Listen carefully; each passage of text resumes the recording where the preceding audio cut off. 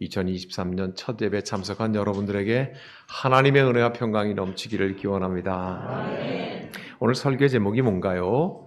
광야에서 사람을 세우는 이유. 구약 본문인 민수기에서도 한 사람 한 사람 다 숫자를 세고 우두머리도 만들고 세워라 하고 말씀하고 있고요. 신약 성경 본문에서는 또 교회의 첫 번째 사람을 세워라고 하는 것입니다. 그런데 사실은 신구약 본문에 있는 상황은 본질적으로 같습니다. 구약 성경의 본문은 당연히 광야이고요. 그리고 신약 성경의 본문도 모두가 다 두려워하고 있던 처음 초대교회 아닙니까? 그래서 다 아는 같은 동포 사이에서 두려움 속에 있다고 하는 것, 이것도 또 다른 인생의 광야, 본질적으로 같습니다. 거기에서 사람을 세우는 이유는 무엇이겠습니까? 첫 번째는 노예에서 군대로 만드시려고 하는 하나님의 의도가 있습니다. 네. 노예에서 군대로 만드시려고 하는 하나님의 의도는 오늘 우리의 구약 본문에도 싸움에 나갈 만한 모든 자를 20세 이상 남자를 세워라 하는 것도 있습니다. 그러나 성경 본문은 아예 분명하게 군대라고 적시하고 있습니다. 출애굽기 7장 4절을 한번 찾아가 보시겠습니까? 성경의 두 번째 책입니다. 창세기 다음에 출애굽기 7장 4절 말씀입니다.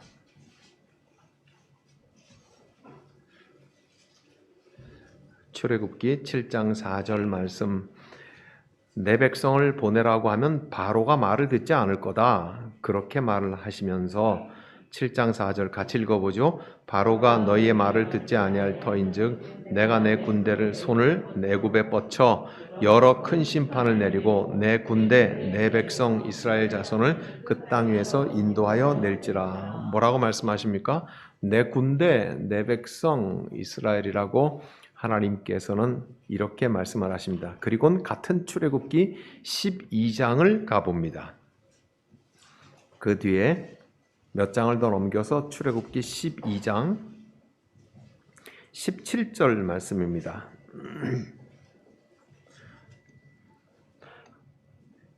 출애굽기 12장 17절 말씀 같이 읽죠. 너희는 무교절을 지키라. 이날에 내가 너희 군대를 애굽 땅에서 인도하여 내었음이니라. 그러므로 너희가 영원한 규례로 삼아 대대로 이날을 지킬지니라. 출애굽을 하실 것을 말씀하시면서 이 군대다 그렇게 말씀하시는데 이제 결정적으로 출애굽의 장면에서 같은 12장 41절을 한번 읽어보겠습니다. 41절 같이 보겠습니다. 430년이 끝나는 그 날에 여호와의 군대가 다 애굽 땅에서 나왔은즉. 하나님께서 노예인 백성을 자기의 군대라고 말씀하시면서 출애굽을 인도하십니다. 예. 노예인 백성을 군대로 만드시겠다고 하는 뜻은 무엇인가?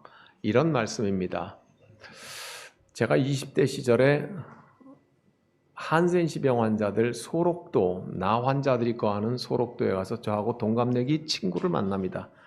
그 친구는 10대 시절에 나병이 걸려서 성장도 더 이상 하지 않고 키가 제 어깨쯤 와 있어요.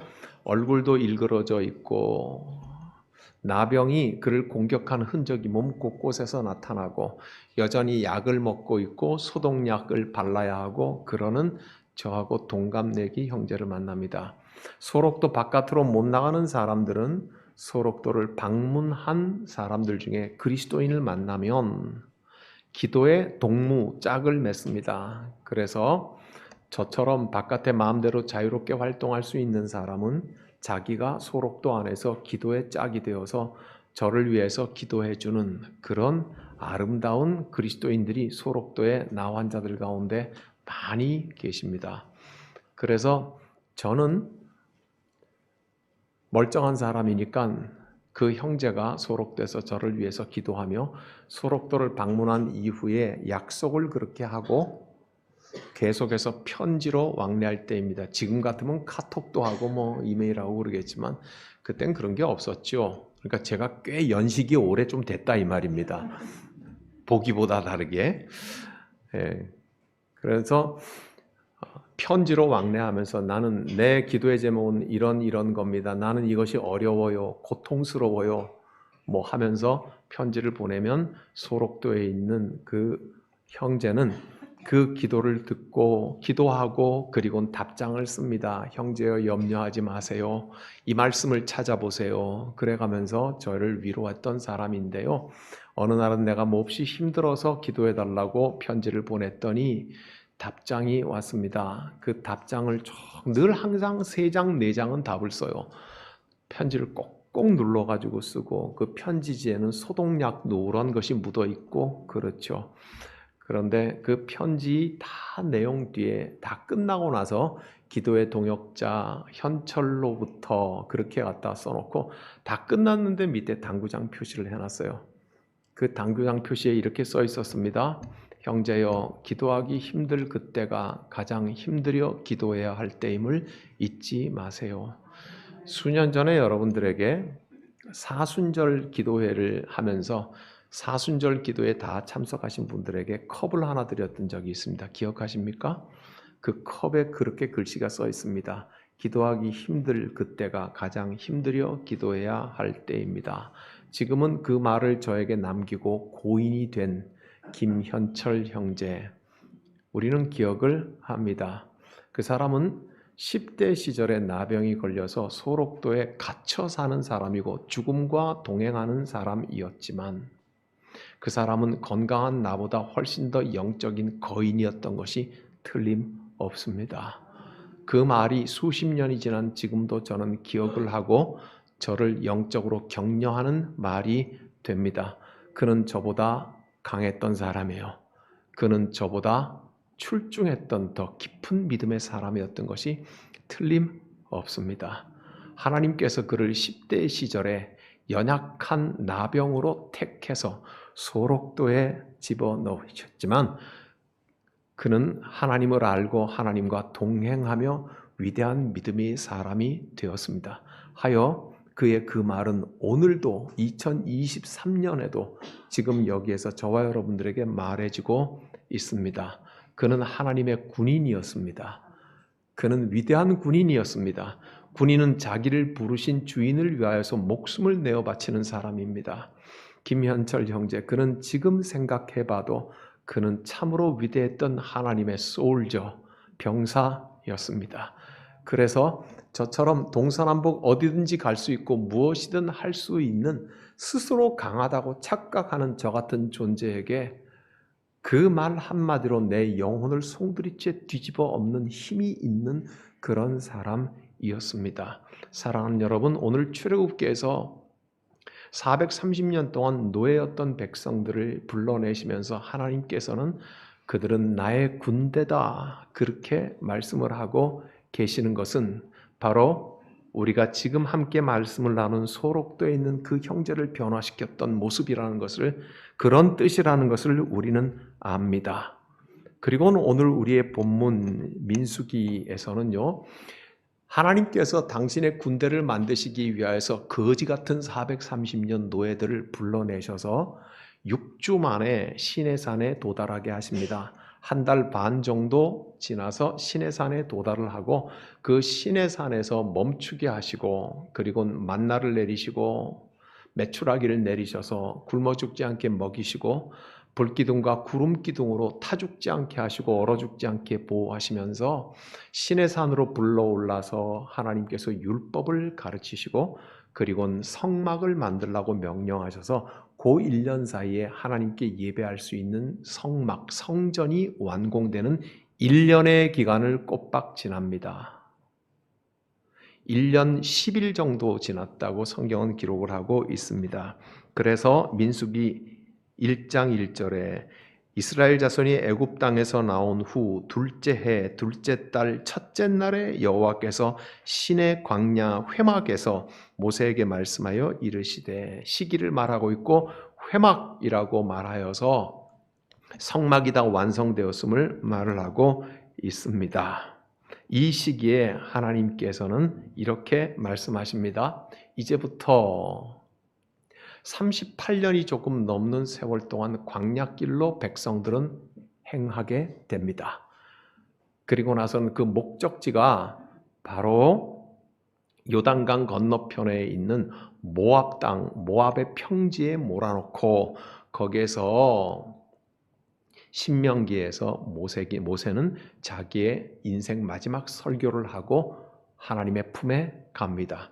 그리고 여호수아가 이끌어서 가나안 땅으로 들어가는 그 길고 긴 여정, 38년의 광야길을 막 시작하려고 하는 그 지점에서 너희는 이렇게 하고 하나님께서 명령을 하십니다. 1장 2절을 우리 다 같이 함께 읽어보겠습니다. 너희는 이스라엘 자손의 모든 회중 각 남자의 수를 그들의 종족과 조상의 가문에 따라 그 명수대로 계수할지니, 그 명수대로 계수할지니 하는 말을 우리는 이렇게 생각을 합니다. 숫자를 세어라. 그렇게 생각을 합니다. 그렇죠? 그리고 실제로 그 뒤에 숫자를 센 기록들이 1장에서 빼곡히 나옵니다. 20살 이상 장정만 60만 명이 좀 넘는 그런 숫자, 각 지파별로 몇 명 하는 기록이 빼곡이 나옵니다. 그렇지만 이게 그렇게 읽히는 것으로 끝난다고 하면 민수기는 지루하기 짝이 없습니다. 물론 책의 이름 자체도 민수, 백성의 숫자다고 하는 뜻이지만, 그렇지만 히브리인들은 이 민수기의 이름, 별명을 그렇게 부르지 않습니다. 미드바르, 그렇게 이름을 붙입니다. 지금도 유대인들은 민수기를 미드바르라고 부릅니다. 미드바르가 무슨 뜻인가요? 광야라는 뜻입니다. 그래서 그 앞에 바라고 하는 말을 붙여서 바 혹은 베 미드바르 하는 말은 광야에서라는 뜻입니다. 그러니까 숫자에 문제가 있는 것이 아니다는, 거기에 초점이 있는 것이 아니라는 것을 히브리인들은 알고 있었던 겁니다. 우리만 숫자에 집중했던 거죠. 그래서 이제 한국교회도 숫자에 얼마나 집중하는지, 세례교인 숫자가 몇 명인지, 1년에 교회에 제전 동그라미가 몇 개 붙는지, 그 다음에 건물은 몇 층인지, 여기에 갖다가 우리는 많이 집중한 것은 성경을 오독했기 때문에 일어난 일이 아닌가, 그렇게 생각을 합니다. 그러면 원래의 뜻, 히브리인들이 이 민수기를 바미드바르, 광야에서라고 부르는 이유는 무엇인가? 하나님의 광야에서의 첫 번째 명령, 민수기 1장 2절, 그 명수대로 계산할지니 하는 말은 당장 우리의 쉬운 번역인 새번역 성경만 봐도 알 수가 있습니다. 이렇습니다. 그 머리수대로 하나하나 모두 올려 명단을 만들어라, 그렇게 번역되어 있습니다. 남자라면 20살 이상 모든 사람은 하나하나 그 머리수대로, 히브리 말의 뜻은 이런 것입니다. 머리를 세워라 하는 뜻입니다. 남자라면 20살 이상 모든 사람을 한 사람 한 사람마다 머리를 똑바로 세워라, 이 말입니다. 그러니 세워라고 하는 것은 숫자의 의미가 아니라 올바로 사람을 빌드업, 만들어가라 이 말이고, 사람을 올바로 사람답게 똑바로 만들어 놓아라, 그런 뜻입니다. 그래서 히브리인들은 이제부터 38년 광야를 가는데 38년 광야의 길 가운데서 각 사람 하나하나를 반듯하게 광야에서 훈련받은 군사로 세워라, 이런 뜻으로 읽었던 것입니다. 그러므로 오늘 우리도 성경을 오독했던 것을 다시 생각하면서 광야를 행하면서 사람을 똑바로 세운다고 하는 것은 양육의 의미죠. 군인으로서의 훈련을 뜻하는 것일 것입니다. 한 인간의 어린 시절로 보면 올바른 인성을 교육하는 것을 말하는 것입니다. 그러므로 오늘 그리스도인이라고 하면은 그리스도인 다움을 세워가라고 하는 것입니다. 그러므로 하나님께서는 십자수 공동체 교회 한 사람 한 사람마다 모두 다 머리를 세워라고 말씀하십니다. 우리는 어떻게 머리를 세워갈 것입니까? 우리 공동체 교회의 세 가지 방향이 뚜렷합니다. 우리는 예배의 사람으로, 예배의 공동체로 이 광야길을 걸어갈 것입니다. 우리는 또한 우리 서로 간의 사귐과 우리의 이웃들과 사귐과 이 시대와 역사와의 올바른 사귐을 통하여서 이 광야길을 걸어가게 될 것입니다. 우리는 우리의 존재 스스로가 선교적인 존재이기 때문에 우리가 빛과 소금의 역할을 이 땅 가운데 해가며 선교의 공동체로서 이 광야길을 걸어갈 것입니다. 이런 뜻이었습니다. 그러니 하나님께서는 자 이제 광야를 향하여서 갈 터인데 무려 38년입니다. 모압 평지에서 5개월 있었거든요. 그러니까 실제로 39년 동안을 광야에서 있게 되는 것이니 성경의 40년은 한 세대를 의미하는 것이에요. 한 사람의 인생을 의미하는 것이라고요. 그러므로 이제부터 20살짜리면은 인생 전체를 머리를 세워서 이 광야길을 가면서 처음 시작을 우리가 어떻게 했습니까? 하나님의 군사로 만들려고 한다. 그렇게 말씀하고 계시는 것입니다. 그러므로 우리 십자수 공동체를 하나님께서 이와 같이 불러내시고 양육하시고 훈련하셔서 우리를 하나님의 군대로 만드시려고 하는 뜻인 줄로 믿어 의심치 않습니다. 꿈을 세워나가라. 너희의 기도에 무릎을 세워나가라. 영혼의 찬양을 세워나가라. 십자가의 구원의 뜨거움을 세워나가라 하는 하나님의 명령이신 줄로 우리는 받아들입니다. 이 시대를 향하여서 올바른 하나님의 원하심이 무엇인지 너희 십자수 공동체의 교회의 그리스도인들은 내 뜻이 무엇인지 이 땅 가운데서 올바로 펼쳐나가는 일에 머리를 바로 들고 이 하늘을 살아가라고 하는 하나님의 말씀인 줄로 믿어 의심치 않습니다. 이 시대에 하나님의 원하심을 세워나간다. 그것은 무엇을 의미하는 것입니까? 사도행전 2장에 성령 강림이 충만하게 임하고 나니까 제자들이 방언을 하기 시작하고 하늘의 언어를 말을 하기 시작하고 하나님의 일들을 말하기 시작을 합니다.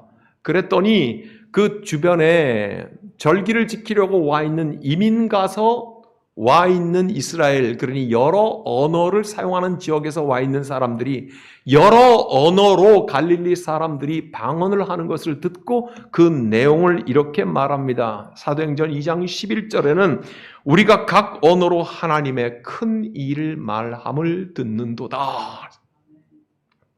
자기들의 귀에 들리기를 이 갈릴리 사람이 하나님의 큰 일에 대하여서 말을 하고 있는 것을 듣는도다. 우리는 짐작할 수 있습니다. 이후 벌어지는 사도행전에 주의 복음이 들판에 불처럼 번져가는 것을 보면서 하나님의 큰 일이 무엇인지 우리는 압니다.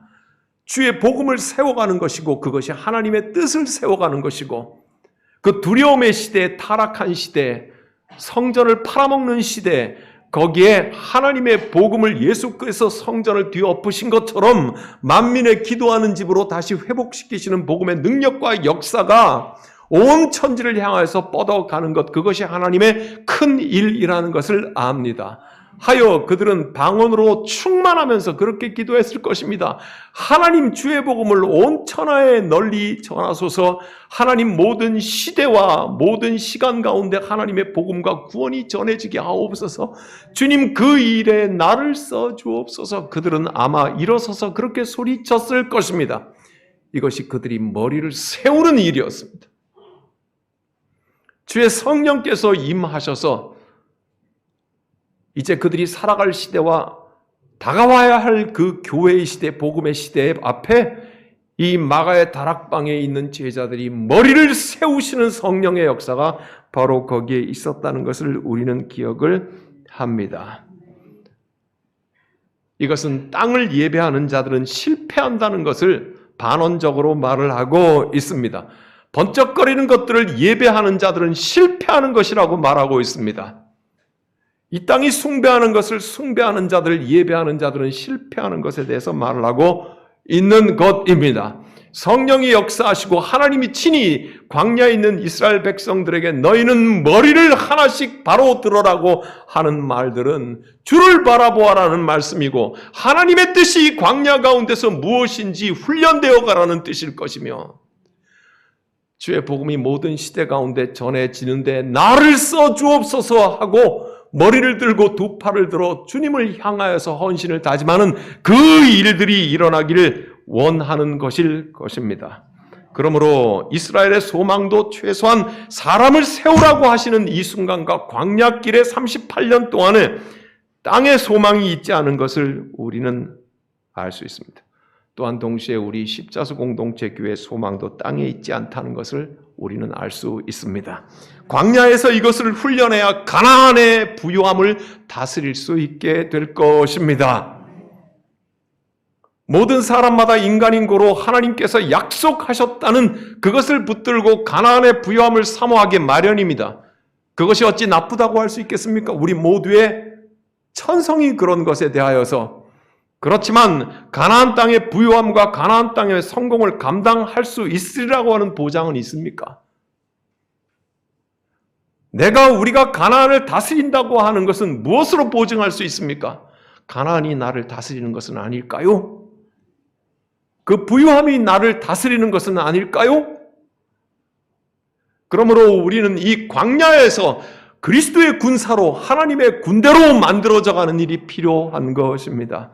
하나님은 우리를 광야로 불러내시고 그리고 너의 머리를 들라 말씀하시고 나를 바라보고 내가 인도하는 대로 따라오라 말씀하시며 이 시대 가운데 나의 뜻이 무엇인지 펼치기를 원하신다고 말씀하시며 그래서 예수 그리스도를 보내셨고 그리스도께서는 저와 여러분을 향하여서 너희는 세상의 빛이라 말씀하시고 너희는 세상의 소금이라 말씀하셨습니다. 너희는 빛이 되어갈 것이고 너희는 소금이 되어갈 것이라고 말하지 않았습니다. 미완성형으로 말하지 않았습니다. 주님은 단호히 말씀하셨습니다. 너희는 세상의 빛이다. 너희는 이미 세상의 소금이다 말씀하신 것은 430년 동안 거지 같은 노예 백성을 불러내시면서 너희는 나의 군대다고 말씀하신 것과 뭐가 다릅니까? 우리는 광야에 훈련받는 사람들입니다. 그래서 하나님께서 우리를 광야로 불러내셨습니다. 이제 겨우 첫걸음을 띄었을 뿐입니다. 우리는 부지런히 머리를 세우라고 하신 그 하나님의 말씀에 따라 우리는 머리를 세우고 주를 바라보며 따라가야 될 것입니다. 우리는 하나님의 군대이기 때문입니다. 오늘 민수기에서 이스라엘을 이렇게 군대로 부르셨는데 군대마다 다 본부 사령부가 있죠. 그렇죠?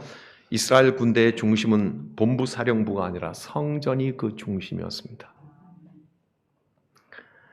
그래서 우리가 읽은 민수기 1장의 끝부분에 가면 레위인들, 레위 지파의 숫자는 세지 않습니다. 이것은 광야 진군의 준비는 진영의 정결함을 이루라고 하는 뜻입니다. 이스라엘이 진군을 위한 준비에는 창도 칼도 준비하라고 하지 않으셨습니다. 군사훈련하라고 하지 않으셨습니다. 전투하는데 작전을 연습하라고 하지 않으셨습니다. 무기 체계를 점검하라고도 하지 않았습니다. 음식을 쌓으라고도 말씀하지 않았습니다. 갑옷을 준비하라고도 말씀하지 않으셨습니다.